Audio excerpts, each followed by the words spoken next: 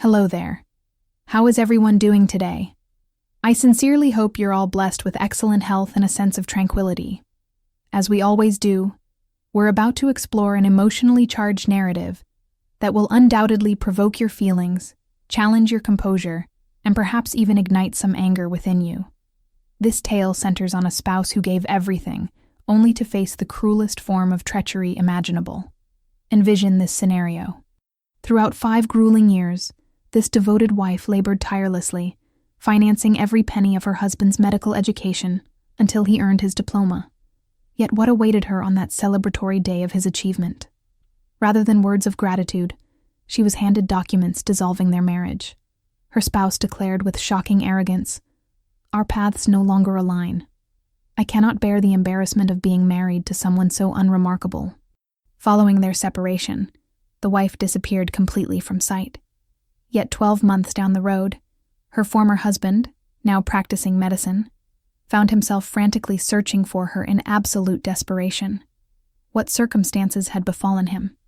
But before we venture deeper into this captivating tale, I'd like to ask for your continued encouragement of the storytelling channel you're watching.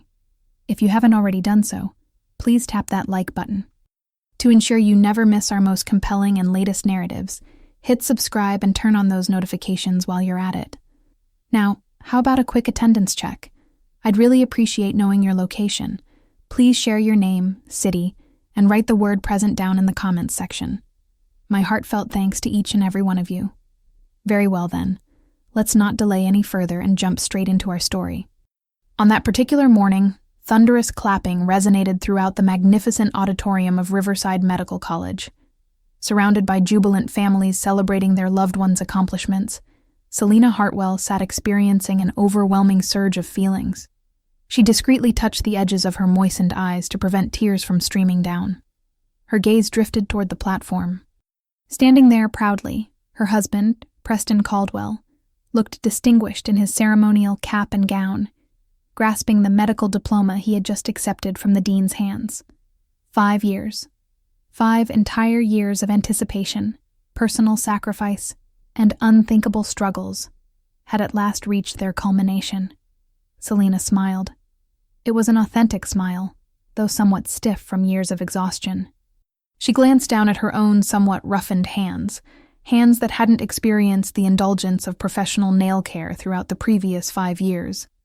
These were the same hands that had been occupied kneading pastry dough for neighborhood coffee establishments before sunrise and composing business reports deep into the night at her workplace.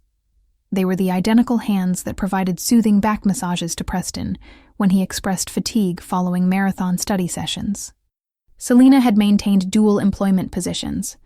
She had liquidated her great-grandmother's legacy jewelry collection and stifled all her personal longings, everything directed toward one singular ambition: to witness Preston donning a white physician's coat. Next to her sat Preston's mother, her mother-in-law, Vivian Caldwell, displaying the most prideful demeanor imaginable. "My Preston has finally become an outstanding doctor," Mrs. Caldwell proclaimed to a visitor seated beside her, basking in the congratulatory remarks. Mrs. Caldwell appeared refined in her designer ensemble and an impeccably styled updo. She cast a sideways glance at Selena, who wore an unadorned dress. For an extended period, Mrs. Caldwell hadn't concealed her disapproval of Selena, who originated from modest circumstances, and, in her estimation, fell short of matching her exceptional Preston standards. However, Selena remained unbothered. Preston's affection was sufficient for her. The graduation ceremony concluded. Preston made his way toward them wearing a wide grin, though that grin was predominantly aimed at Mrs. Caldwell. He wrapped his mother in a firm embrace. "I accomplished it, Mother," he declared. "Naturally, my son. Mother always recognized your exceptional qualities," Mrs. Caldwell responded, patting his shoulder. Selena moved closer to embrace her spouse. "Congratulations, my love." Preston accepted Selena's embrace with noticeable rigidity. He promptly released her. "Right. Appreciate it. We've got dinner reservations tonight at that recently opened upscale establishment. I've secured a table. Let's commemorate this achievement," Preston mentioned, though his eyes avoided meeting Selena's. Selena's heart experienced a slight ache from the coldness, but she attempted to rationalize it. Perhaps Preston was exhausted, or simply emotionally overwhelmed. "Certainly, sweetheart, whatever you prefer," Selina replied gently. That evening, the three of them occupied a table at an elegant restaurant overlooking the sparkling Charlotte skyline at night. Selina felt somewhat displaced. This was the priciest establishment she had ever visited. She observed Preston, who had changed into an expensive-looking designer shirt, seated with overwhelming self-assurance. Mrs. Caldwell couldn't cease photographing Preston for her social media platforms. "Darling, all our hard work has finally concluded. Now we can embark on a fresh chapter," Selina said, attempting to spark a warm exchange. Upon hearing that, Mrs. Caldwell let out a derisive laugh. "Preston's hard work, you mean, Selina. My son is industrious. He's a physician now. Obviously, his existence will be transformed. He merits the finest things." Selina grew quiet at the mocking remark. She anticipated her husband defending her, acknowledging it had been a collective endeavor, but Preston remained silent, occupied reviewing the menu selections. After placing their food order, a momentary hush fell. Preston cleared his throat and directed his gaze at Selina. This time his expression was challenging to decipher. Cold, emotionless, with something peculiar underlying it. "Selina, I must inform you of something," Preston stated. "Yes, my love," Selina responded, regarding him hopefully. Preston reached into his new leather attaché case and extracted a substantial manila envelope, positioning it on the table directly before Selina. Selina furrowed her brow. "What might this be, darling? A position offer from the medical center?" Mrs. Caldwell, positioned next to Preston, displayed a smug smile. That smile gave Selina an immediate sense of foreboding. Preston shook his head slightly. "No, please open it." Selina's hands quivered somewhat as she grasped the envelope. She gradually opened it. Her eyes scanned the initial lines of an official document. Her heart appeared to cease beating. The lavish restaurant seemed to halt its rotation. The clinking of silverware from neighboring tables appeared to vanish. There, unmistakably written, was "Petition for Dissolution of Marriage." Selina looked upward and stared at Preston in bewilderment. Her lips trembled. "Preston, this must be some sort of jest, correct? What kind of joke is this? Today marks your graduation." Preston exhaled deeply. His facial expression hardened. It was as though the mask of happiness he had displayed throughout the day had fallen away. "I'm entirely serious, Selina. We cannot remain together any longer. But for what reason? What have I done incorrectly, my love? For 5 years, Selina's voice fractured. "Precisely because of that," Preston interrupted sharply. 5 years have been sufficient. I'm a physician now. I possess a promising future ahead. I require a companion who matches my standing, someone I can bring to significant gatherings, someone who complements my social position. Preston looked Selina up and down, assessing her simple dress, her weary makeup-free face. "Selina, we no longer occupy the same social stratum."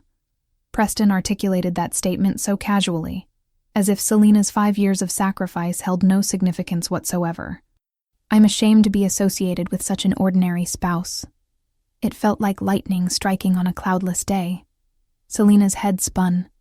Those degrading words were spoken by the individual for whom she had been the provider, the caretaker, and the pillar supporting his aspirations. Mrs. Caldwell added in a victorious tone, "Did you comprehend that, Selina? Preston has different criteria now. You should have recognized your position from the outset. It's preferable you both separate now before you become a liability and humiliate him among his medical peers. Consider the funds you earned as a generous donation."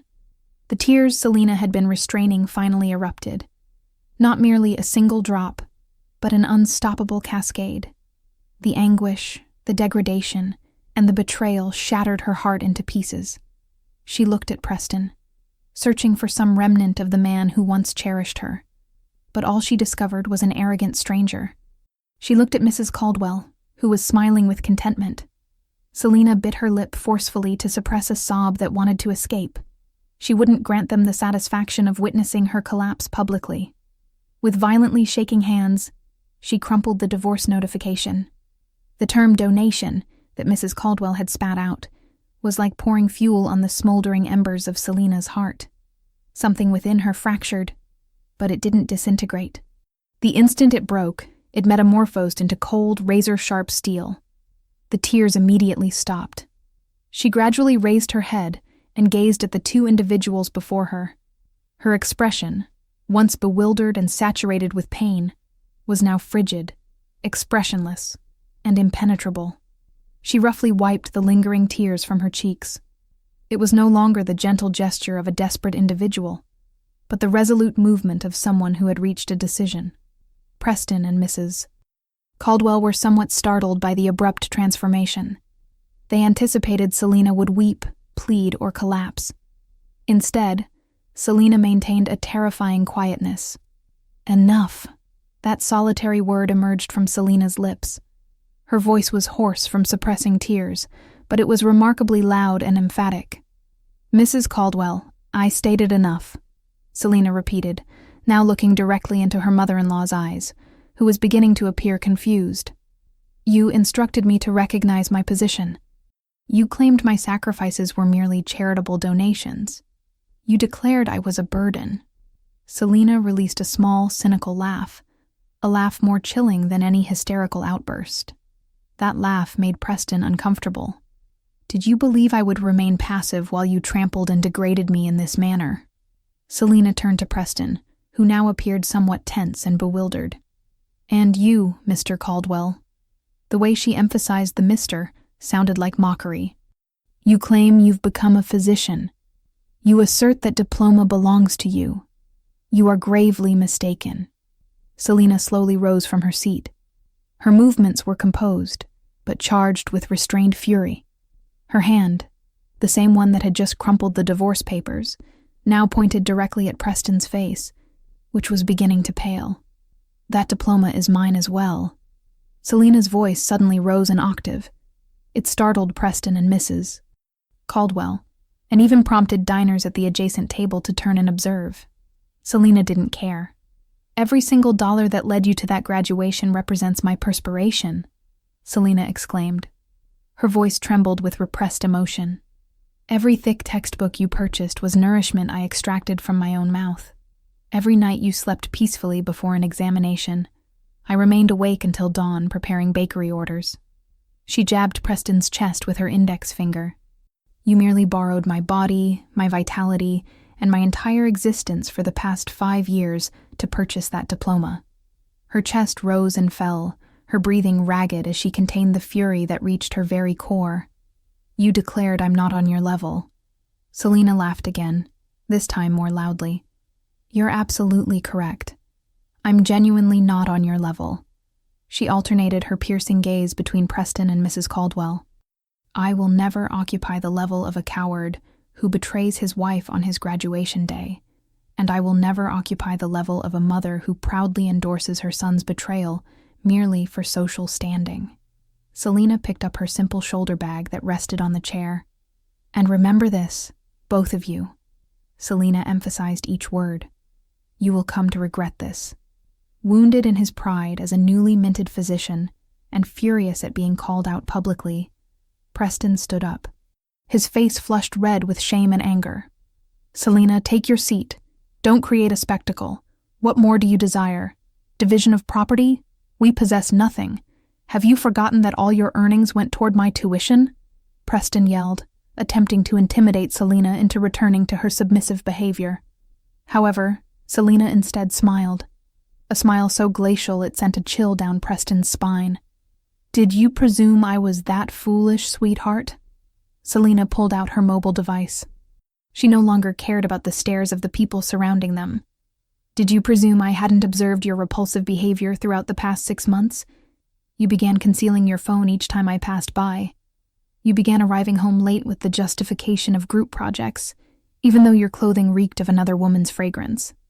A week ago, I sacrificed buying new clothing for myself to cover your final tuition payment. And suddenly, you possessed funds for a brand new designer timepiece." Preston gasped. He had no conception Selina had noticed all that. Selina dialed a speed dial number on her phone. Attorney Merrick, good evening. I apologize for disturbing you so late. Preston frowned. Attorney Merrick. Who is Attorney Merrick? He asked suspiciously. Mrs. Caldwell, who had been arrogant moments earlier, now looked anxious. Her face tightened. Selina completely disregarded Preston as if the man wasn't even present. Yes, it's Selina. Our suspicions were accurate. For a moment, Selina listened to the voice on the opposite end of the line. Yes, counselor. I received the notification tonight precisely as I anticipated, exactly the scenario you predicted. Preston's heart pounded. Suspicions? Predicted? Please proceed, Selina continued, her voice eerily calm. Immediately process all the documentation I left at your office last week.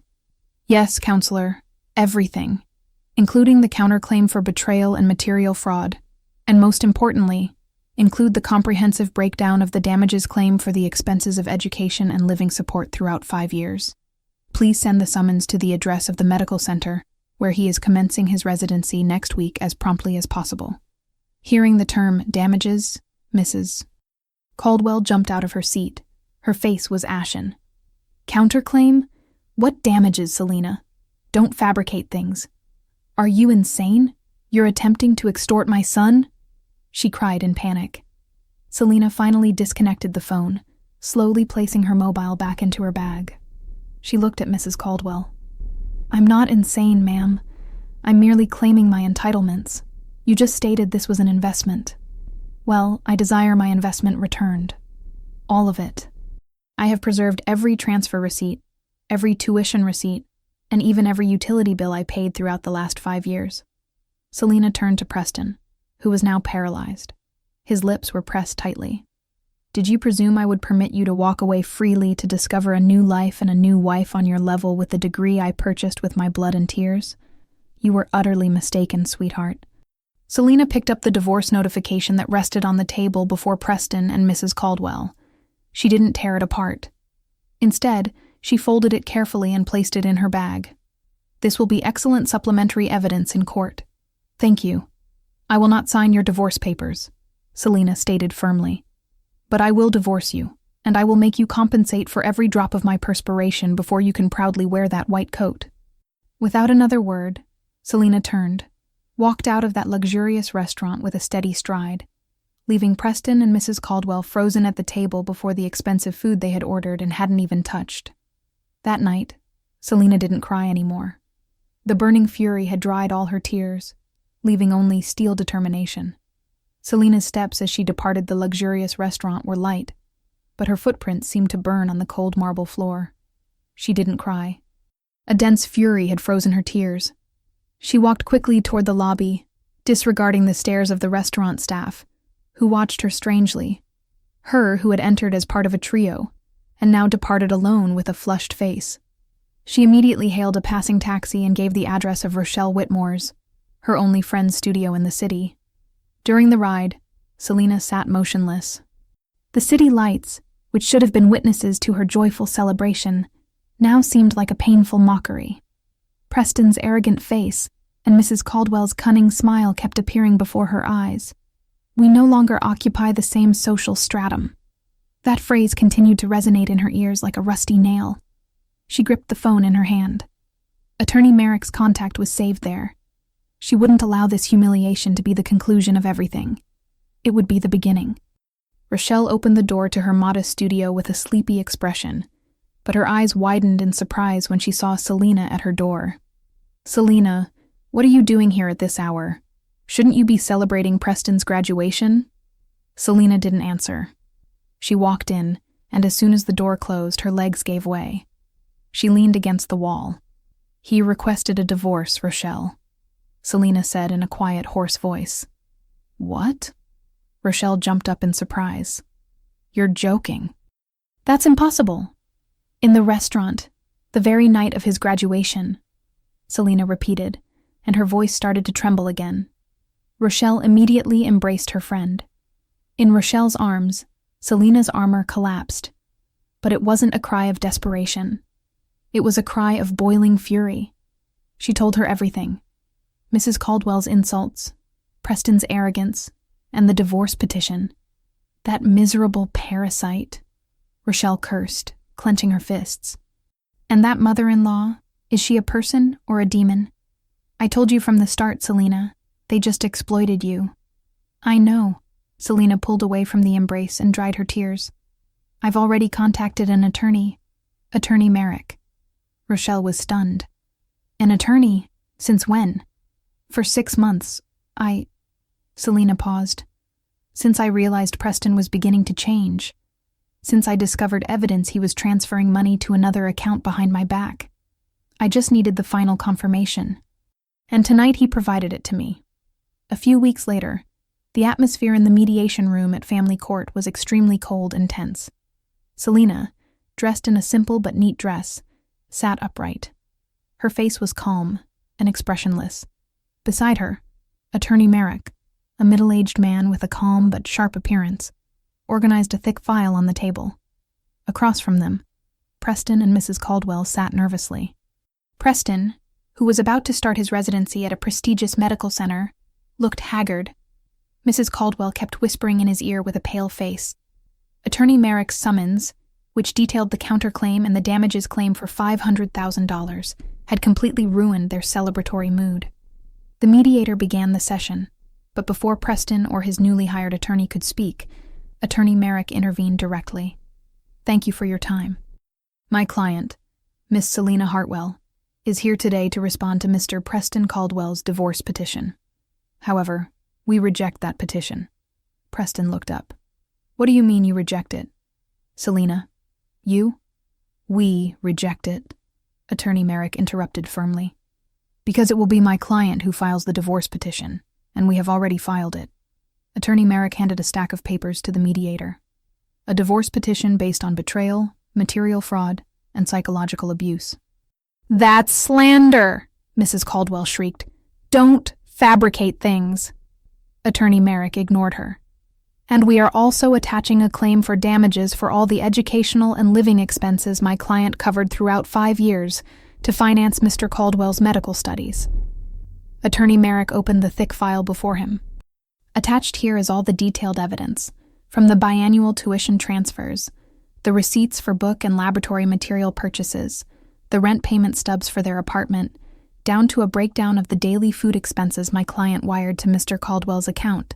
The total amounts to $500,000. Preston gasped, and his face instantly turned pale. $500,000 was an astronomical sum. His starting salary as a resident wouldn't even reach 1/10 of that amount in a year. Mrs. Caldwell was breathless. The attorney they had hired could only swallow hard upon seeing the impeccable stack of evidence. This is extortion, Preston said in a voice that was a mixture of anger and fear. That was a wife's obligation. Selena, are you insane? Selena, who had remained silent all this time, finally spoke. She looked directly at Preston. The obligation of a wife you claimed wasn't on your level? The obligation of a wife you were ashamed of? The obligation of a wife you abandoned on your graduation day? Selena asked. Her voice was flat but sharp. I'm not insane, Preston. I'm just collecting what is mine. A suffocating silence fell. Preston and Mrs. Caldwell knew they couldn't present any defense against that stack of evidence. It was then that Selena gave Attorney Merrick a small signal. Attorney Merrick nodded. The next words from Attorney Merrick put Preston and Mrs. Caldwell back on edge. My client is a person of great heart. She does not wish to prolong this matter further. Selena looked at Preston. I will withdraw the damages claim of $500,000. Preston and Mrs. Caldwell opened their mouths, unable to believe what they were hearing. With some conditions, Selena quickly added. First, you will accept my divorce petition. The cause must be clearly recorded. Betrayal and abandonment. I desire my honor restored. Second, there will be no asset claim. I will not take anything from that house, and you cannot demand anything from me ever. We are at peace. Third, you both will sign an agreement that you will never again bother me or my family. Fourth, all of this closes today with no appeals or postponements. Preston looked at Mrs. Caldwell. Mrs. Caldwell, half terrified at the idea of having to sell her house to pay a debt of $500,000, immediately nodded in panic. "Agreed, agreed. Sign quickly, Preston," she whispered. Pride was nothing compared to such a huge debt. Preston, his hands shaking from a mixture of shame and relief, signed the agreement. The divorce process was very fast. The judge's gavel fell. Selina was officially free. She left the courthouse without looking back, leaving Preston slumped powerlessly, and Mrs. Caldwell crying tears of relief. That afternoon, Selina finished packing her last belongings into an old suitcase in Rochelle's studio. She had sold the rest of her jewelry and had gathered enough money to start a new life. "Selina, that $500,000 was yours. You could have purchased a new apartment with that money," Rochelle said, still unable to understand. Selina closed the suitcase. "I don't want it, Rochelle. If I accept that money, I'll always be tied to the resentment. It's tainted money. Money saturated with humiliation. I consider that I paid $500,000 for an extremely expensive life lesson, and I don't want to repeat it. So, where will you go?" Selina smiled. It was the first truly sincere smile in weeks. "I want to continue with my dream, the one I postponed. I want to return to college. I want to write. I still have a brain, Rochelle. I still have ambition." Selina took Rochelle by the shoulders. "I promise you, I will leave this city. I will disappear from Preston and his mother's life. I will use all my intangible capital, all this pain to build something genuinely remarkable. Someday they will hear my name again, and then they will realize who genuinely wasn't on whose level." Selina embraced Rochelle tightly. "Take care, Rochelle, and don't tell anyone where I am." "Of course, Selina. Chase your dreams. Make them regret it." That night, Selina headed to the bus station. She deliberately chose a distant small town, a place where no one knew her. As the bus began to pull away from the dazzling city that had caused her so much pain, Selina looked out the window. She didn't cry. She only felt immense relief. She vanished with one suitcase, a pile of uncollected sacrifices, and a great promise to herself. 1 year had passed. Time flowed uncompromisingly, changing destinies and turning the wheel of life. On the 15th floor of the most prestigious private medical center in Charlotte, a young man walked with a firm and confident stride. His white physician's coat was impeccably ironed. An expensive stethoscope hung from his neck, not just as a tool, but as a status symbol. The name badge on his chest clearly read, Dr. Preston Caldwell. He was the new surgical ace, intelligent, agile, and despite his young age, already entrusted with several complex operations. His superiors admired him. The young nurses admired him, and his colleagues saw him as a role model. Preston had achieved everything he desired. His old life with Selina felt like a distant nightmare. He barely remembered his ex-wife's name. If it ever crossed his mind, Preston only considered it a shameful memory, a stepping stone he had to tread to reach where he was now. "Divorcing Selina was the best decision of my life," he often told himself in front of the mirror in his luxurious penthouse. "Selina was a burden, a stone in my shoe, a reminder of my mediocre past. Now I'm free." And he celebrated that freedom with luxury.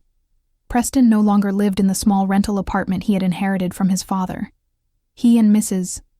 Caldwell had moved into a lavish penthouse in the city center where they could enjoy the nightly city views. Of course, the mortgage was suffocating him, but Preston didn't care. Status was everything. He also traded his old motorcycle for a brand new black Mercedes-Benz C-Class.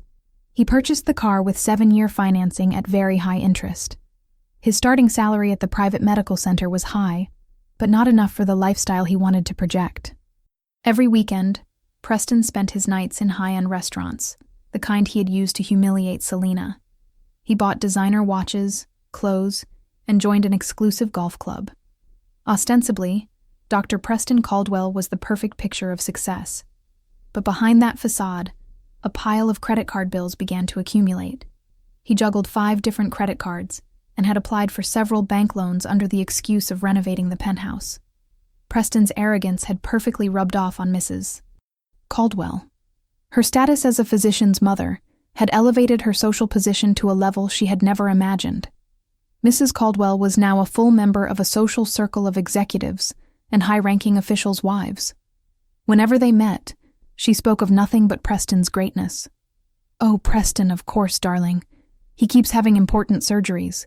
He didn't arrive home until 3 a.m. last night," she said one afternoon, while stirring expensive tea in a luxury hotel lobby. In reality, she knew perfectly well that Preston had arrived at 3 a.m, not because of surgery, but because he had attended a party at an exclusive nightclub.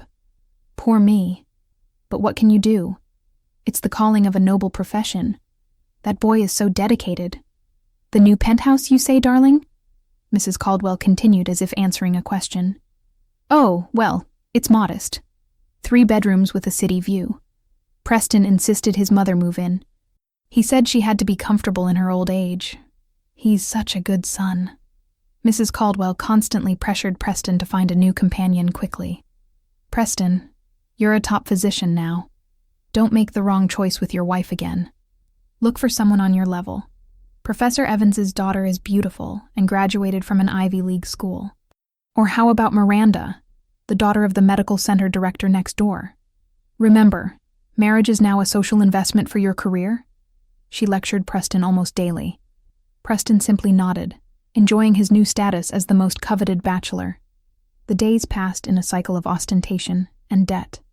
Then one afternoon, while Preston presided over an evaluation meeting with younger physicians, something happened. He was speaking with authority, pointing at the presentation screen when he suddenly felt dizzy. His vision blurred for a second, and he had to grab the edge of the table to keep from stumbling. "Dr. Caldwell, are you all right?" asked a junior physician when he saw his superior's face suddenly turn pale. Preston instantly straightened up. He cleared his throat. "I'm fine. Just a little tired.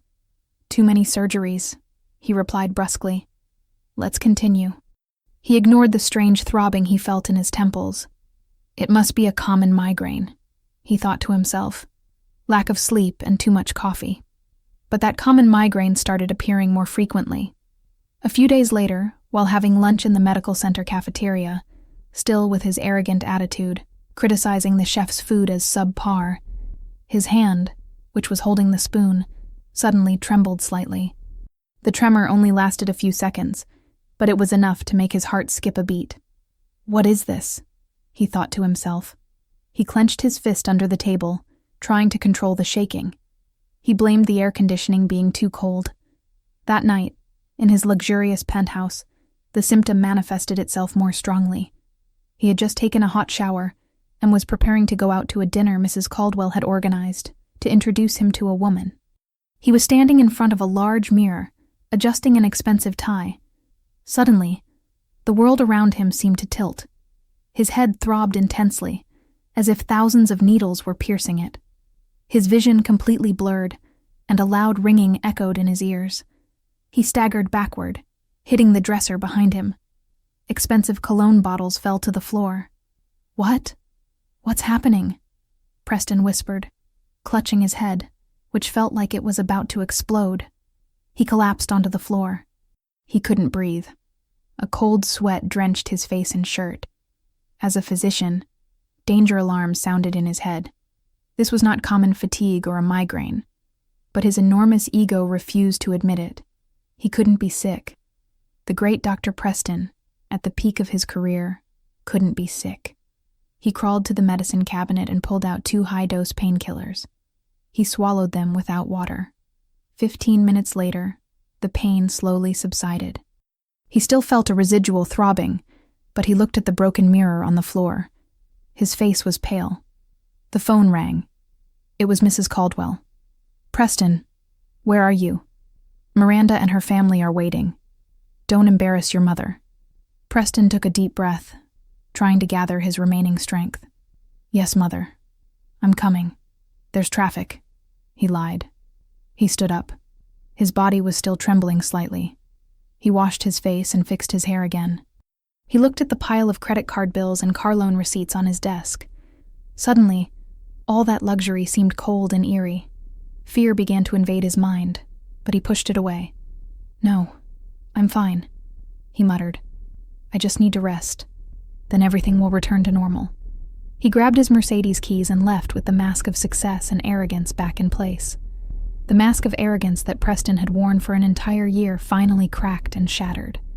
A few days after suffering the severe dizziness in his penthouse, the symptom reappeared in the worst place imaginable, at the operating table. He was leading a simple appendectomy, a procedure he could do with his eyes closed. He had scrubbed in, put on sterile gloves, and was about to ask the scrub nurse for the scalpel. Suddenly, his hand trembled. At first, it was a subtle tremor, but within seconds, it turned into a severe shake.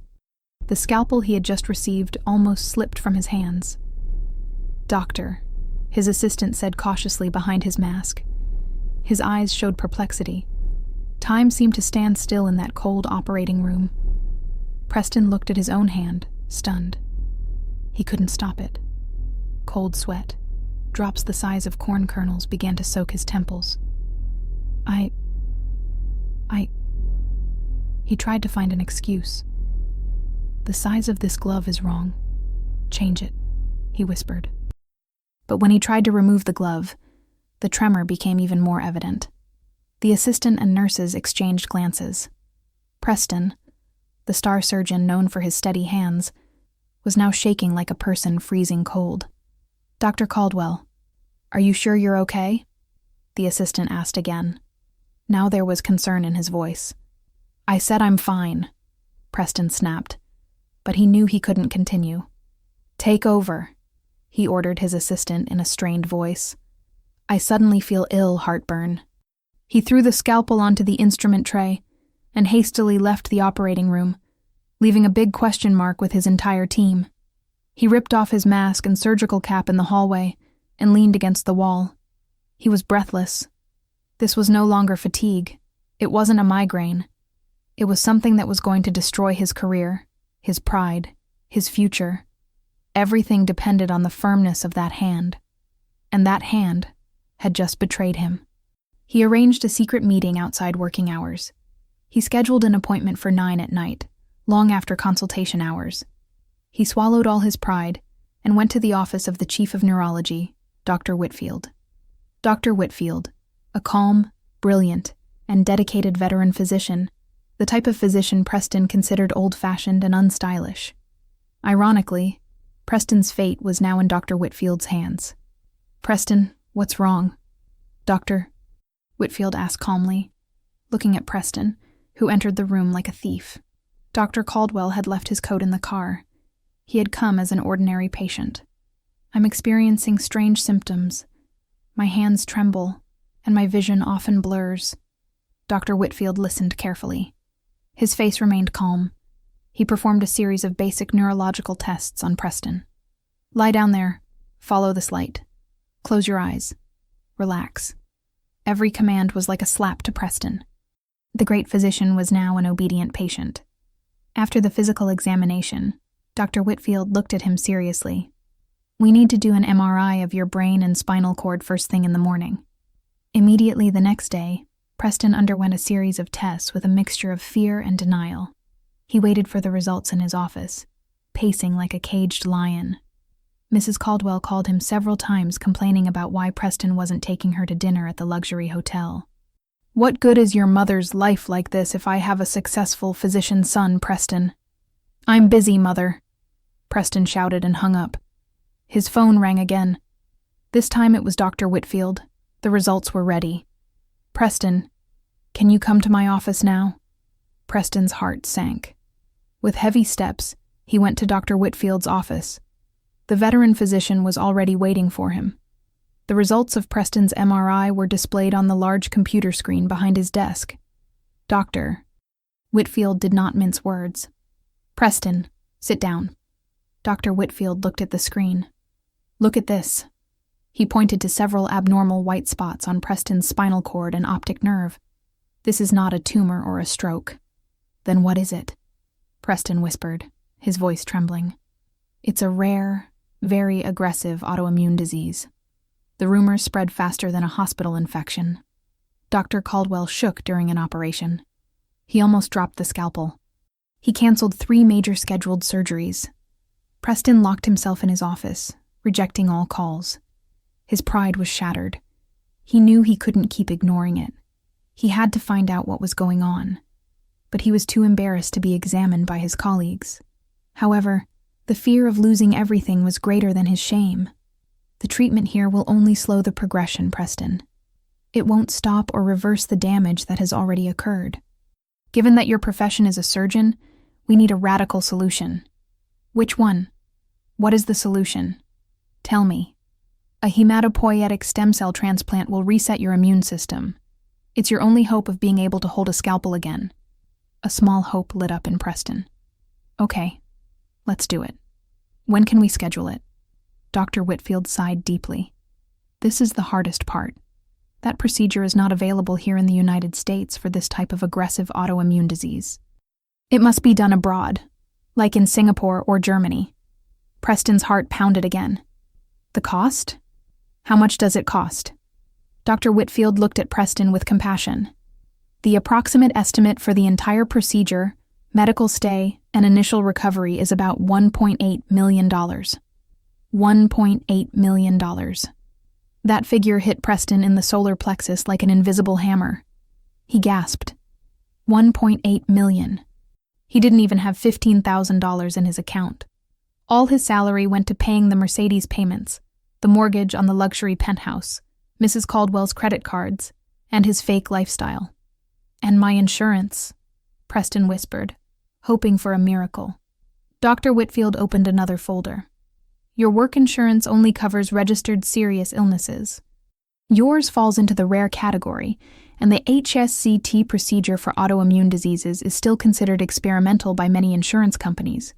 Maximum coverage will be for the diagnosis and initial treatment costs here.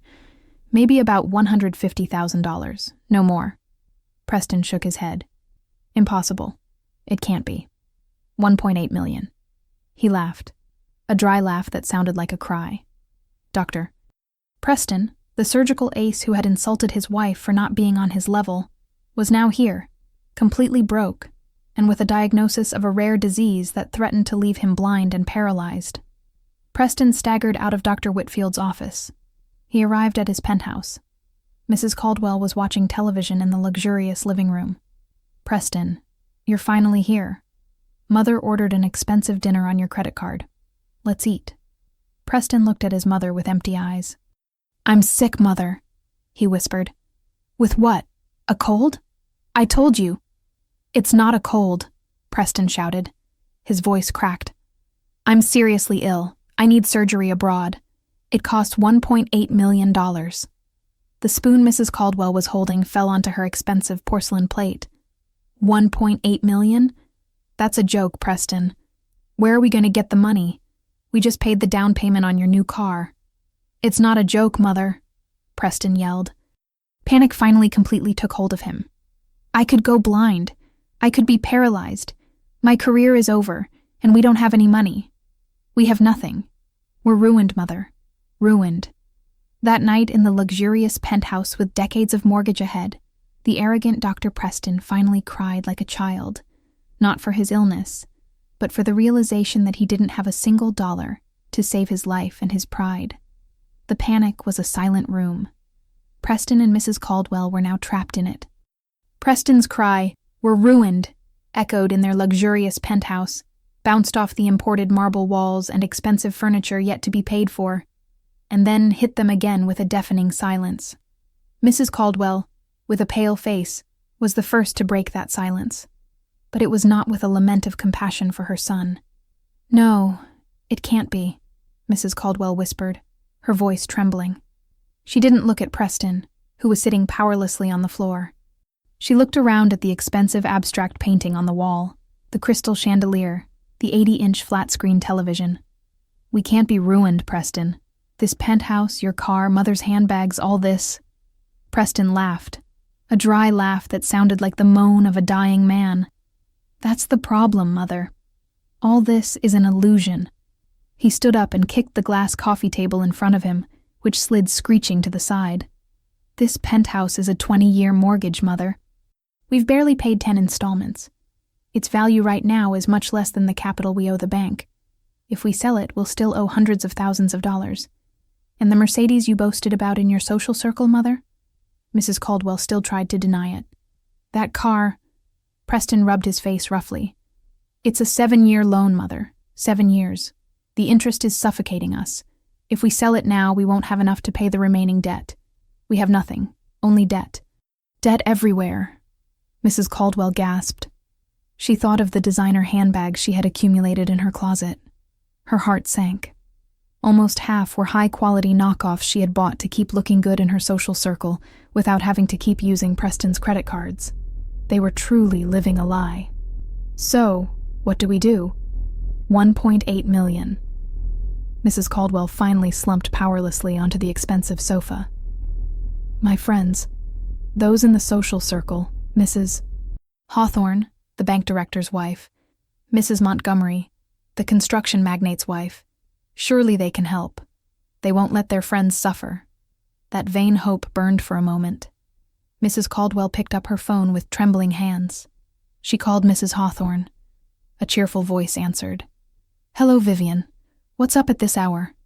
Darling, please help me. Help me. Mrs. Caldwell instantly burst into hysterical tears. It's Preston. Preston is very sick, darling. He needs a $1.8 million surgery. Please, darling, lend me some money. There was a brief silence on the other end of the line, and that cheerful voice instantly disappeared. $1.8 million? Oh my goodness, Vivian, that's too much. Oh, I'm sorry, Vivian. My husband is in an important meeting abroad and I can't bother him, and I'm very busy preparing for a charity event. I'll call you later, Vivian. Click. She hung up. Mrs. Caldwell was stunned. She tried calling again. Busy signal. She called Mrs. Montgomery. The call was rejected. She called again. Rejected again. She called Mrs. Thompson.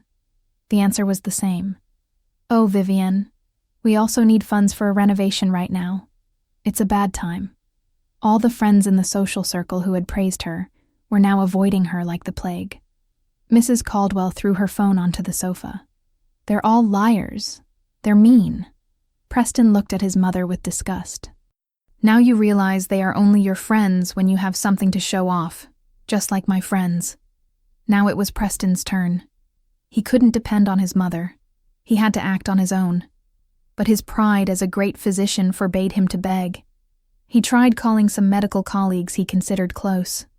Hello, Marcus. Sorry to bother you so late. Preston called his surgeon colleague, Marcus Vidal. Oh, Dr. Caldwell. What's up? What's going on? Preston swallowed. Look, Marcus. A really good real estate investment opportunity has come up for me abroad.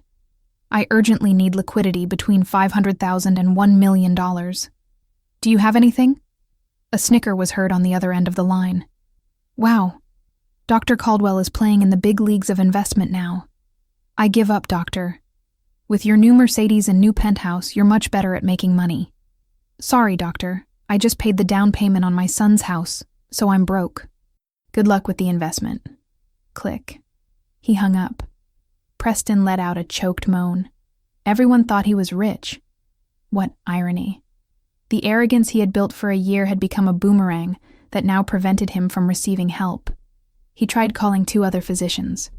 The response was similar. Sorry, doctor. I don't have any money right now. Desperate, Preston swallowed the last remnants of his pride. He arranged an appointment with the medical center director. He had to confess his illness. Perhaps the medical center could grant an emergency loan to its best employee. In the director's cold office, Preston explained his situation without drama, only with medical facts. The director listened with deep compassion. Dr. Caldwell, I'm very sorry. This is very shocking news. Of course, we will help you get the maximum out of your insurance. But, Director, the insurance only covers $150,000. I need $1.8 million, Preston pleaded. His arrogant attitude had completely disappeared. Couldn't the medical center grant me a loan? I don't care if they deduct it from my salary for 10 or 20 years. The director slowly shook his head. Dr. Caldwell, we are a medical institution, not a bank. We cannot allocate such a large sum for a personal loan to an employee, not even for you. Our regulations are strict. The maximum we can do is support you with the $150,000 from the insurance. For the rest, I suggest you try to use your personal assets, your car, your penthouse. The blow was stronger than Dr. Whitfield's diagnosis. Assets. Assets. Again. Preston left the director's office with trembling legs. He was officially at a dead end. No friends, no colleagues, no institutions, no assets. He was alone. The following days were hell. Preston was forced to request medical leave. The medical center management approved it very quickly. Too quickly. As if they were relieved to get rid of a physician with hand problems. The rumors started spreading uncontrollably. Preston's symptoms worsened. That morning he woke up, and the edge of his left visual field was slightly blurry, as if a thin veil covered it. The disease was not waiting. He sat in the living room of his dark, luxurious penthouse. The expensive curtains were drawn. Mrs. Caldwell was locked in her room, crying or sleeping. Preston didn't care. He looked at the phone in his hand. His contact list was so full, but he felt so empty. He began to delete names. Mrs. Hawthorne, blocked. Marcus Vidal, flatterer. Miranda, gold digger. He deleted dozens of names. His phone screen now only had essential names. Family from his hometown who had no money. And then his finger stopped at the R. Rochelle Whitmore. The name stayed there. Rochelle, Selena's friend, the only person who might know where Selena was. His ordinary ex-wife, whom he had abandoned for not being on his level. Extreme shame burned Preston's face. Contacting Rochelle was the most low-down option. It was the most complete admission of defeat. It was proof that he had completely failed. But on the other hand, Selena was the only person in this world who had given him everything without conditions. He remembered Selena's last words in the restaurant. "You will come to regret this." The regret was here now, not as a simple feeling of guilt, but as a concrete, suffocating regret in the form of a verdict of blindness and paralysis. He looked at Rochelle's name on the screen. His hand trembled violently from illness and desperation. He had to do it. He had no other choice. The courage Preston had boasted, the one he had used to humiliate Selena, and as a shield of arrogance in the medical center, was now the size of a speck of dust. He stared at Rochelle's name on his mobile screen for almost an hour. His hand, now with a more severe and hard-to-control tremor, rose and fell several times to press the call button. Each time he tried to press, he seemed to hear Mrs. Caldwell's cynical laugh and his own arrogant voice in his ears again. "We no longer occupy the same social stratum." The shame burned his throat like stomach acid. Contacting Rochelle was raising the white flag. It was admitting that Selena, the ordinary woman he had abandoned, was his last hope. As he hesitated, his left eye throbbed again. The blurry shadow at the edge seemed to grow denser. The fear of blindness was much sharper than the shame. He inhaled sharply, abandoning his pride. He pressed the call button. It rang once, twice, 3 times. Just when Preston thought Rochelle wouldn't answer, the call connected. There was no hello, just a chilling silence. "Oh, hello," Preston said, his voice. "Hello, Rochelle." A sarcastic sigh was heard on the other end of the line. "Well, well, the respected Dr. Caldwell, you still had my number saved." Rochelle's voice was so cutting and full of hatred that it further undermined Preston's courage. "Rochelle, I'm sorry to bother you so late." "You're sorry?" Rochelle laughed, a very unkind laugh. "It's been over a year since you dumped my friend like trash, and now you call me to say you're sorry. Don't you think it's a little late?" "No, it's not that." Preston rubbed his sweaty face. "I just wanted to ask how Selena was." Rochelle's laughter instantly ceased. After a moment of silence, a very dangerous voice was heard. "You asked about Selena after a year of not caring if she was dead or alive. Now you're seriously asking, is your physician's brain still working?" "Rochelle, please," Preston pleaded. His arrogance had completely disappeared, replaced by palpable desperation. "I really need to talk to her. It's a matter of life or death." "Life or death?" Rochelle scoffed. "Life or death? What's wrong with you? Did you run out of money? Do you want to ask her to fund another specialization for you? Or wait, I know. Oh, you're sick. Karma came for you, Preston. Rochelle's accurate guess was like a slap in the face. Preston was silent, unable to refute. I knew it, Rochelle shouted. Her voice rose. You're in trouble, aren't you? I knew it. You and your mother are parasites. You thought Selena was an ATM you could go to every time you needed cash. Isn't that right, Preston? Rochelle, please listen to me. Preston was starting to panic. I don't want to hear anything. Rochelle cut him off. Listen to me well, Preston. Selena is happy. She has rebuilt her life from the foundations you destroyed. She has forgotten about parasites like you and your mother. Don't you dare bother her again. And don't contact me again. Click. The call cut off. Preston stared at his mobile screen, stunned. Rochelle, wait. He tried to call back. Her number was immediately busy. Rochelle had blocked him. Preston threw his phone onto the sofa again. Defeated, he paced back and forth in his dark living room, desperate. Rochelle was his only way, and that way had just closed. Mrs. Caldwell came out of her room with a swollen face. What happened, Preston? Did you get a loan? Shut up, Mother, Preston snapped. This is all your fault, too. If you hadn't pressured me, maybe Selena would have still forgiven me. Why is it my fault? You wanted it. You said you were ashamed, Mrs. Caldwell retorted. Their argument was useless. Preston returned to his phone. He couldn't call, but he could send a message. With hands shaking violently from a combination of illness and desperation, he typed a brief message.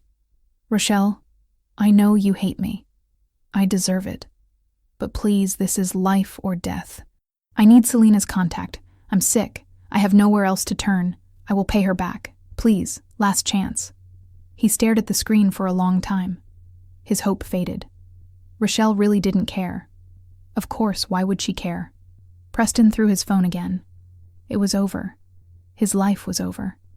But an hour later, a message notification sounded. It was from Rochelle. Preston's heart pounded. He rushed to open it. It wasn't an address or Selena's phone number. It was just a cold response. Do you think Selena is still the old one? The ordinary Selena you could trample on whenever you wanted?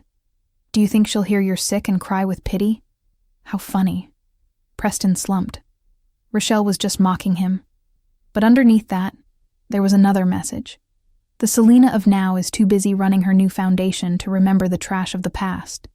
If you really need help, look for it yourself. Don't be a coward. The message ended there, but Preston was fixated on one word. Foundation. What foundation? Selena had a foundation? That ordinary Selena? Were Rochelle's words a trap or just another taunt? With trembling hands, he rushed to the laptop that was on the table. With his blurry left eye, he had to bring his face close to the screen. He opened a search engine. What should he type? Hartwell Foundation. He typed it. The first result froze him. It wasn't a social media account or a personal blog. It was a professional website. The Hartwell Foundation.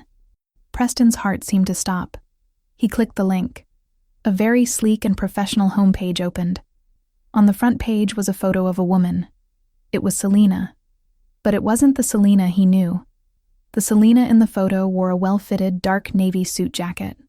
Her hair was cut into a neat, elegant bob. She was standing in front of a modern building, smiling slightly at the camera. Her smile was no longer the soft smile of a submissive wife. It was the smile of a leader, dignified, confident, and cold. On the lobby wall of the building behind her was a large silver plaque that read, "The Hartwell Foundation, spreading hope, building futures." Preston scrolled down with trembling hands. He read the section, "About the Foundation, founded by Selena Hartwell, author of the autobiographical bestseller, The Price of Dreams. The Hartwell Foundation is a non-profit organization dedicated to helping those struggling to get ahead." Author of a bestseller. When had Selena written a book? He continued reading. He reached the Our Main Programs section. There were several, and his eyes fixed on the main program. The Beacon Scholarship Initiative. Full scholarships and emergency surgery funding for outstanding medical students from underserved backgrounds. The laptop almost fell off his lap. Preston felt a lump in his throat. This is impossible. It's a joke. It's a nightmare. His ex-wife, Selena, whom he had insulted for not being on his level, was now the founder of a huge foundation dedicated specifically to funding the education and emergency surgeries of medical students. The irony was so painful, so cruel, that Preston felt nauseous. He rushed to search for news about Selena. He found dozens of articles, interviews in business magazines, interviews on morning television shows. Selena's face was everywhere. Selena Hartwell, turning pain into real action. With millions of dollars from book royalties, the Hartwell Foundation is poised to shape generations of new physicians. Preston looked at the laptop screen and then at the pile of debt collection letters on his desk. He clutched his left eye, which was starting to ache. Rochelle was right. The Selena of now was not the Selena of before. She was someone who was out of his league. She was the person who held the key to all his problems. And she was the person he had hurt the most in this world. The laptop screen remained lit, projecting a cold blue light into the dark penthouse living room. Selena's face, smiling with dignity from the Hartwell Foundation website, was a stronger slap than Dr. Whitfield's diagnosis. Preston didn't sleep all night. He just sat paralyzed. In one hand, he held the MRI results. The other trembled uncontrollably. His left eye now felt very uncomfortable. His field of vision was narrowing. The disease was not giving him time to think. The irony of the situation was too cruel, too perfect. The woman he had abandoned for not being on his level was now the only person in this world dedicated specifically to helping cases like his. In her room, Mrs. Caldwell was no longer crying. She was simply silent. The shock she had experienced was so great that she could no longer process reality. Her social circle had stopped inviting her. Her additional credit cards had been blocked by the bank. She was now trapped just like Preston. Preston knew he had no other option. Shame, pride, arrogance. All that meant nothing if he went blind and paralyzed. He had to go see Selena. He had to shed the last remnant of his pride. The first problem arose: cash. He didn't have $1. All his credit cards were maxed out. He looked at his Mercedes keys on the table. Useless. The finance company had the papers. He glanced at the luxury watch on his wrist. It was the only asset he owned, and he had also bought it in installments on his credit card. He took it off. "Damn it," he whispered. He put on a jacket to cover his pajamas and rushed out. He headed to a pawn shop near the market, a place he would have once looked at with disdain. Yes, Dr. Caldwell had to wait in line with people pawning fake gold jewelry. The luxury watch was appraised at a very low price. He was only left with enough for a round-trip city bus fare to the Foundation's address, and one meal. He chose the cheapest option, the city bus. The journey to the downtown business district, where the Hartwell Foundation's address was located, felt like a walk to the gallows. Accustomed to arrogantly driving his Mercedes, he was now sitting in the back seat of a small car that smelled of cheap air freshener. He looked out the window at the skyscrapers he once considered his playground. The car stopped in front of the lobby of a modern, imposing office building. The glass walls stood tall. The marble lobby shone through the elegant revolving doors. A huge silver plaque sparkled in the morning sun. The Hartwell Foundation. Preston paid the taxi with the money he had left.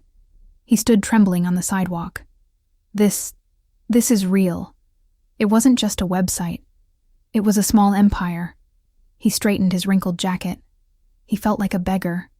With heavy steps, he pushed through the glass doors. The Foundation's lobby was very different from what he had imagined. It wasn't like a small, shabby NGO office. The place looked more like a 5-star hotel lobby, bustling, professional, and full of positive energy. Several young people in neat uniforms, probably scholarship recipients, walked quickly with stacks of documents. The walls were decorated with large photographs. Selena shaking hands with the president of a university. Selena inaugurating a rural clinic. Selena smiling, surrounded by admiring medical students. Preston's heart sank. All this, Selena had built all this from the pain I caused her. He cautiously approached the reception desk made of expensive, solid mahogany wood. A friendly young woman immediately smiled at him. "Good morning, sir. How may I help you? Do you have an appointment?" A lump formed in Preston's throat. I'm very sorry, sir." The receptionist smiled, a professional smile that now felt like a steel shield. "Without a prior appointment, I cannot interrupt her meetings. If you wish to leave a message or—" "I told you it's a life or death emergency," Preston shouted. His voice became desperate. His hands began to tremble violently, and he had to hide them in his jacket pockets. Several people in the lobby began to turn around. The receptionist looked a little nervous. Her hand almost reached for the phone to call security. What is all this commotion? A calm, deep, and very familiar voice was heard from the direction of a private elevator in a corner of the lobby. Preston froze. He recognized that voice. He turned around slowly. There, standing tall in an expensive, perfectly tailored gray suit, was Attorney Silas Merrick, Selena's attorney. His face remained calm, but the gaze behind his expensive glasses was now much sharper. He no longer seemed like a small attorney defending an oppressed wife. He looked like a high-level corporate legal advisor. Attorney Merrick looked at Preston. There was no surprise on his face, only cold observation. He approached. "Mr. Caldwell, I didn't expect us to meet again, especially not here." Preston swallowed. His shame was now mixed with fear. "Attorney Merrick, do you still remember me?" Attorney Merrick smiled slightly. "Oh, I never forget a potential client who could have earned me $500,000. And I never forget someone who passed up that opportunity." He looked at the receptionist. "It's all right, Mina. I'll take care of this gentleman." Attorney Merrick motioned for Preston to follow him to a more private area, a waiting room with comfortable leather sofas. Preston sat on the edge of a sofa, his body rigid. Attorney Merrick began, sitting comfortably across from him and crossing his legs. "What brings Mr. Caldwell here after more than a year? Don't tell me you've changed your mind about the $500,000 and want to pay it back, do you?" "No," Preston interrupted quickly. "It's not that. I'm sick, counselor. I'm seriously ill." "I know," Attorney Merrick replied dryly. Preston gasped. "How do you know?" "Miss Hartwell's friend, Miss Rochelle, called her last night. After receiving your text message, she told her everything about the autoimmune disease and the need for $1.8 million. Miss Hartwell asked me to meet with you if you showed up here forcefully." Preston was shocked. So Rochelle had informed. Selena knew he would come. All this was prepared. He felt like a rat in a trap. "So where is Selena?" Preston whispered. Hope was mixed with fear. "Is she going to help me?" "Right. Yes. She still cares." Attorney Merrick didn't answer, just looked at Preston with an unreadable expression. Then he reached out to the coffee table between them and picked up one of the thick, glossy brochures that were neatly stacked. It was the official brochure of the Hartwell Foundation. Attorney Merrick said nothing, simply slid the brochure toward Preston. Preston's violently trembling hand took the brochure and opened it. On the second page, the Foundation's vision and mission were clearly detailed. And on the third page was its main program, the Beacon Scholarship Initiative, complete educational funding and emergency surgery expense coverage for outstanding medical students and professionals. It was all there in black and white. Preston looked up and stared at Attorney Merrick with pleading eyes. "Counselor, this program means Selena is going to help me, right?" Attorney Merrick leaned back in the sofa. He looked at Preston for a long time, before finally speaking in a calm, chilling voice. "It is true that Ms. Hartwell founded this organization to help people. But Mr. Caldwell, this program has a procedure." "What procedure?" "I'll do whatever it takes." Attorney Merrick smiled slightly. "Good. Then go back to the reception desk." "Why?" Preston asked, confused. "To pick up a form," Attorney Merrick replied. "The application form for medical aid beneficiaries. You will need to fill it out completely. Attach a certificate of social assistance beneficiary issued by your local social services agency, a statement of your debts, the official diagnosis from Dr. Whitfield, and of course, a letter of recommendation. Then our team will review whether you meet the requirements." Preston froze. Certificate of social assistance beneficiary. Dr. Preston having to go to a municipal office to ask for a certificate of poverty. "Mr. Caldwell," Attorney Merrick continued, You are not here as an ex-husband seeking compassion. You are here, Mr. Caldwell, as an applicant, a supplicant like dozens of other applicants. Now go and pick up the form." Preston stumbled out of the Hartwell Foundation's grand lobby. His body felt light and heavy at the same time, as if his soul had escaped. In his hand, he held a brochure and a few sheets of an application form that felt heavier than Dr. Whitfield's verdict. Application form for medical aid beneficiary, certificate of social assistance beneficiary, issued by the local social services agency. Those words danced before his increasingly blurry eyes. Yes, Dr. Preston, whose photo had appeared in the medical center's internal health magazine, now had to beg for a certificate of poverty at a municipal office. It was a level of humiliation he had never imagined. Attorney Merrick didn't even escort him to the door. He let him leave alone, passing between the curious glances of the young employees who had seen him enter with the attorney and now saw him leave with a pale face.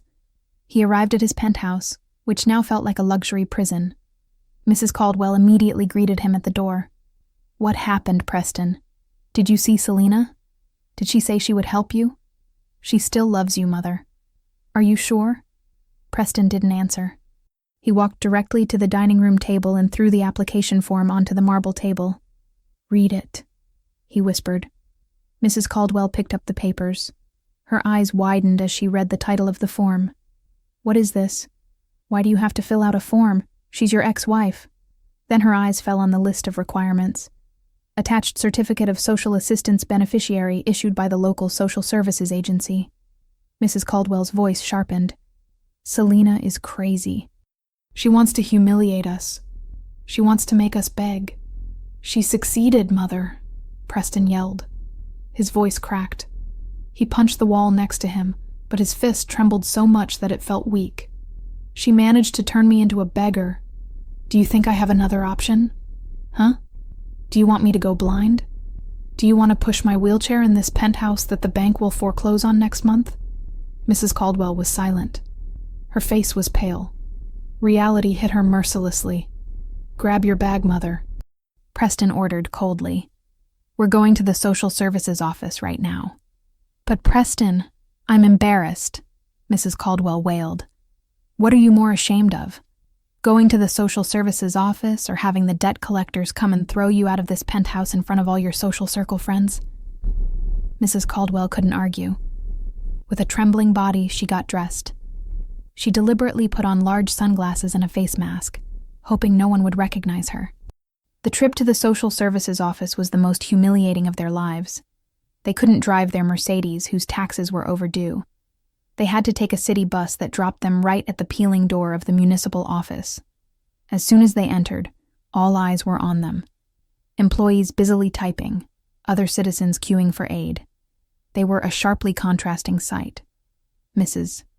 Caldwell with her hidden knockoff handbag, and Preston, the young physician with a familiar face, now sitting in a cracked orange plastic waiting chair. "Hey, isn't that Dr. Caldwell from the Heights?" whispered one employee to his colleague. "Yeah, what's he doing here?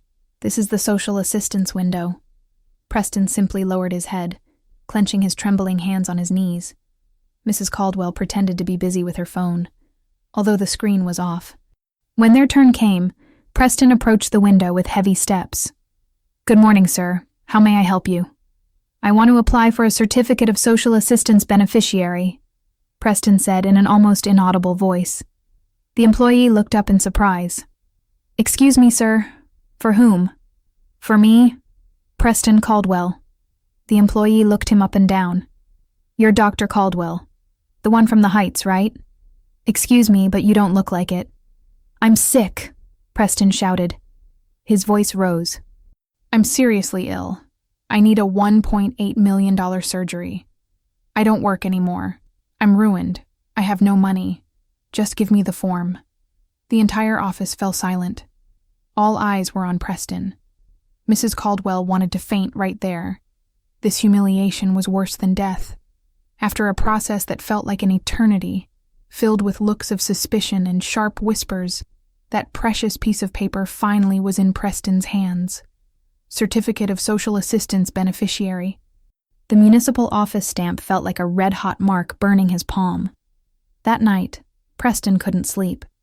He sat at his desk under a dim reading lamp, filling out page by page the Hartwell Foundation application form.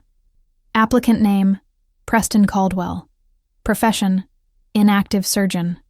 He reached the debt status section. He wrote everything one by one, swallowing his pride with every movement of the pen. The Caldwell Heights penthouse. Mortgage, $1 million. Mercedes C-Class vehicle loan, $225,000. Bank A credit card, $25,000. Bank B credit card, $25,000. Bank C personal loan, $15,000. The total reached $1.3 million. In the assets owned section, he wrote one word: none. He attached the certificate of social assistance beneficiary, copies of all his debt collection letters, and Dr. Whitfield's diagnosis. It was a perfect dossier of his bankruptcy and his failure. The next morning, he returned to the foundation building. This time, his appearance was even more disheveled. He hadn't shaved. His eyes were red. He handed the thick file to the receptionist, Mina, who received it with the same professional smile. "Yes, sir. I have received the dossier. Our review team will process it. Please wait." Preston waited in the lobby. 1 hour, 2, 3. He saw people passing by. He saw cheerful medical students, probably funded by Selina. Just when he thought they would tell him to leave, Attorney Merrick appeared from the elevator. "Mr. Caldwell, Ms. Hartwell will receive you now." Preston's heart seemed to stop. It was time. He followed Attorney Merrick like a lamb to the slaughter. They went up in the private elevator to the penthouse floor, the highest one. The elevator doors opened directly to a very spacious office. The walls were glass, offering a 180-degree view of the city. In the center of the room, behind a huge, neat mahogany desk, Selina was sitting. Preston held his breath. The Selina he saw now was not the one in the photos. She was much more imposing. Her hair was pulled back in a neat modern bun. She wore an elegant emerald silk blouse. Her face was subtly but firmly made up. She was reading something on her computer screen. She didn't look up immediately when Preston and Attorney Merrick entered. "Miss Hartwell, Mr. Caldwell is here," Attorney Merrick said softly. Selina finished reading, then slowly lifted her head. Her eyes were what had changed the most. Before they were full of love and adoration. Now they were cold, calm, and sharp like those of a bird of prey. There was no love or hatred, only calculation. "Mr. Caldwell, please sit down," Selina said. Her voice was flat. Not Preston, but Mr. Caldwell. Preston sat in a stiff chair across from Selina's desk. He felt like an accused man. Attorney Merrick stood silently in a corner of the room. "We have reviewed your application," Selina began. Her voice was as calm as if she were talking about the weather. She picked up the MRI he had submitted. The diagnosis of an aggressive and progressive autoimmune disease from Dr. Whitfield. Need for funds of $1.8 million. We have verified it with the Singapore hospital. The amount is correct. Selina turned to the next page. "And your debt status? A total of $1.3 million. Very impressive. You managed to squander so much money in just 1 year." Preston blushed with shame. "Selina." Preston couldn't bear it anymore. He had to beg. "Selina, I was wrong. I was blind. Selina, I was arrogant. Selina slightly raised her hand, palm toward Preston, a small gesture with immense power that instantly silenced Preston. "Mr. Caldwell," she said, her voice still flat. "I am not interested in your apologies. That is your personal matter and has no value in this business proposal." "Business?" Preston opened his mouth. "Of course, this foundation is a legal entity. $1.8 million is a very large investment to save a life. My team must review whether the asset to be saved is worth that cost." Preston felt stabbed. "Asset. She considers me an asset. Of course you are a trained surgeon. You have a skill. It would be a shame for you to go blind or paralyzed." Selina looked at him steadily. "But you have a very poor track record in managing investments provided by others." That sentence hit Preston right in the heart. Selina was referring to the cost of his 5 years of tuition. Preston lowered his head. He was completely defeated. Then, Selina, what is your decision? Are you going to reject me? Selina leaned back in her chair. She looked at Preston for a long time. The silence in the room was very heavy. No, your application has been approved. Preston let out a gasp. Tears of relief almost flowed. Selina, thank you. Thank you. I promise I'm not finished yet. Selina cut him off. Her voice was still icy. The foundation will cover the entirety of the $1.8 million for your surgery in Singapore. Oh, God. Thank you, Selina, thank you. And, Selina continued as if Preston hadn't spoken, the foundation will also take over all your consumer debt, the $1.3 million. Preston was speechless. What? Selina, you're going to pay my car payments, my penthouse mortgage. Correct. I do not want your assets to be bothered by collectors while you recover. Preston couldn't believe it. This was more than he expected. Selina, I don't know what to say. Say nothing, because this is not a gift, Selina said. It is not charity or compassion. Selina stood up and walked to the large window looking at the city below. It is a grant, an employment contract. Preston tensed up. Employment contract? Selina turned around, her eyes fixed on Preston's. There was no trace of love in them, only pure business. The Hartwell Foundation will invest a total of $3.1 million in you. After you fully recover, and you will recover, you will no longer be the arrogant, free Dr. Caldwell. You will be an asset owned by the Hartwell Foundation. Preston looked at Selina in disbelief. An asset owned by the foundation? Exactly. Selina sat back down in her chair as if closing a routine business deal. She gestured to Attorney Merrick. Attorney Merrick stepped forward and placed a thick black leather folder on the desk in front of Preston. Read it, Mr. Caldwell, Attorney Merrick said. That is your employment contract. Preston's trembling hand opened the folder.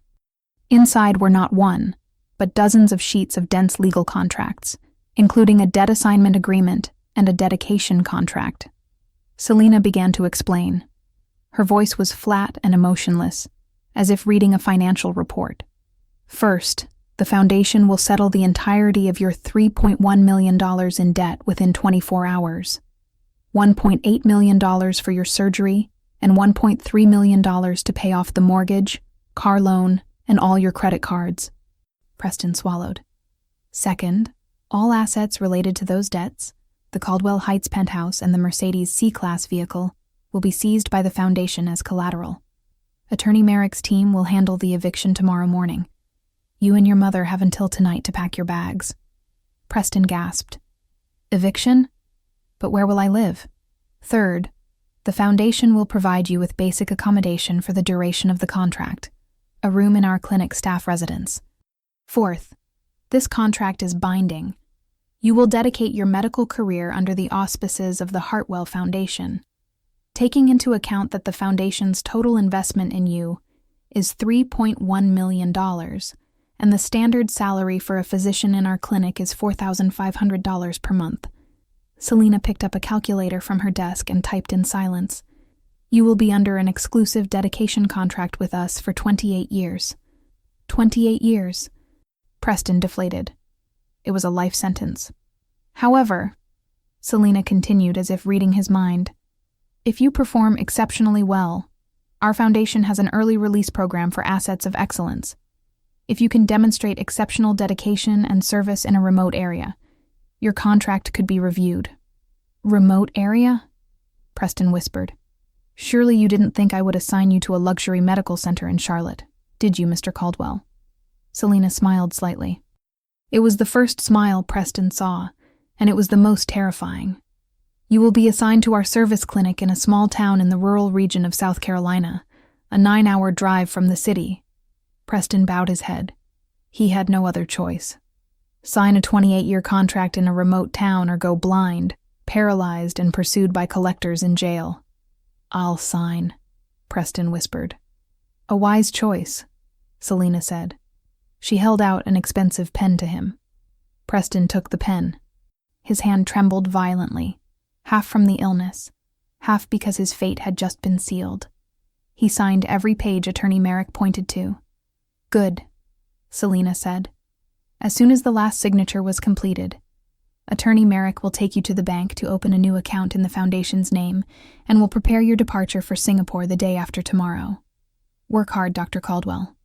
Selina returned to looking at her computer screen, completely ignoring Preston as if the meeting were over and Preston was no longer in the room. 2 days later, Attorney Merrick's team arrived at the Caldwell Heights penthouse.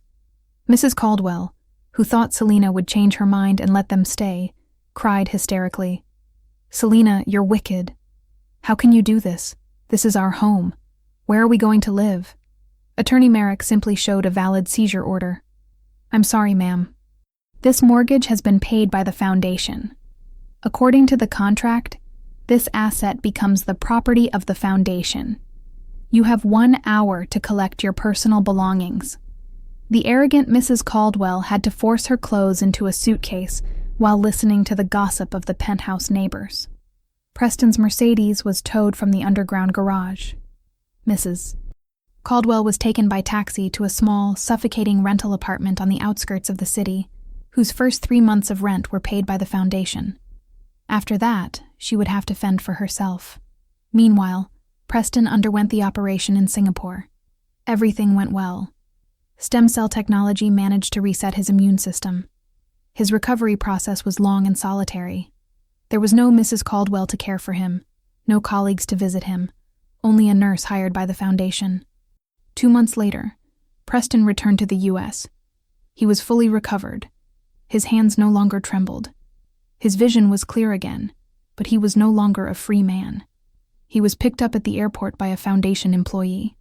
He was handed a simple uniform shirt with the Hartwell Foundation logo, and was immediately transported to the bus station, a 9-hour journey on a hot regular bus, and then a 2-hour motorcycle taxi ride down a dirt road. He finally arrived at the service clinic, a simple white building in the middle of a town surrounded by cotton fields. There was no air conditioning, only fans. There was no high-tech equipment, only a stethoscope, a blood pressure monitor, and basic medications. The former surgical ace, Preston, now had to treat coughs, colds, diarrhea, and assist with births using basic equipment. At first, he felt furious, resentful, and humiliated, but he had no other option. Every day, he worked under the strict supervision of the clinic director. Back in Charlotte, Mrs. Caldwell suffered. The money for the 3 months ran out. She was forced to sell her handbags. Yes, the same woman who had once humiliated Selina now had to work as an assistant in a restaurant, scrubbing dishes, struggling to survive. Every time she saw Selina's face on the television news as a prominent philanthropist, Mrs. Caldwell could only cry in her small rental apartment with infinite regret. 6 months passed, and Preston began to get used to it. He started finding something that had been missing in his life: sincerity. He saw the patients in the town who were simply grateful for an examination. He helped a child with a broken arm using basic tools. He realized that the meaning of being a physician was not luxury or status. One afternoon, a helicopter landed in the town field, surprising all the residents. Preston, who was treating a farmer's wound, looked up. Selina stepped out of the helicopter, accompanied by Attorney Merrick. She had come for a routine inspection. Selina, dressed in a neat linen shirt, entered the clinic. She saw Preston, who was now slightly tanned by the sun. His uniform shirt was soaked in sweat. Selina did not greet him personally. She checked the medication inventory books and patient records. She stopped in front of Preston, who was comforting a child crying over an injection. Preston's hand, which once trembled from illness and arrogance, was now very firm and gentle as he patted the child's back. Their eyes met for a moment. Preston inclined his head in greeting. "Good morning, Miss Hartwell. The daily patient report is on the clinic director's desk." Selina looked at him for a long time. There was no longer anger in her eyes, only the gaze of a leader toward her employee. "Good work, Dr. Caldwell. Keep it up. You have 27.5 years left." Selina turned around and returned to her helicopter. Preston watched as the helicopter flew away. He sighed deeply. He really wasn't on Selina's level. Selina was in the sky, and he was on the ground. Selena had won perfectly. She had not only recovered her money, she had not only taken revenge. She had taken Preston's life, destroyed it, and then rebuilt it into her own version. Not as an arrogant husband, but as a dedicated physician. Selena had managed to spread hope in the most painful and just way possible. A brief lesson. Arrogance is debt with the highest interest. It will be collected when we are least prepared. Sincerity, on the other hand, is an investment. It will often be returned twofold in the most unexpected ways. Did you like the story? And which city are you listening from? Let's meet in the comments. If you like the story, you can support me by sending a super thanks, so I can keep bringing more stories like this. Thank you so much for your sweet support. I'm looking forward to your comments on the story. On the screen, you can see 2 new life stories that I highly recommend. There's so much more on my channel. Don't forget to subscribe. See you in the next life story. With love and respect.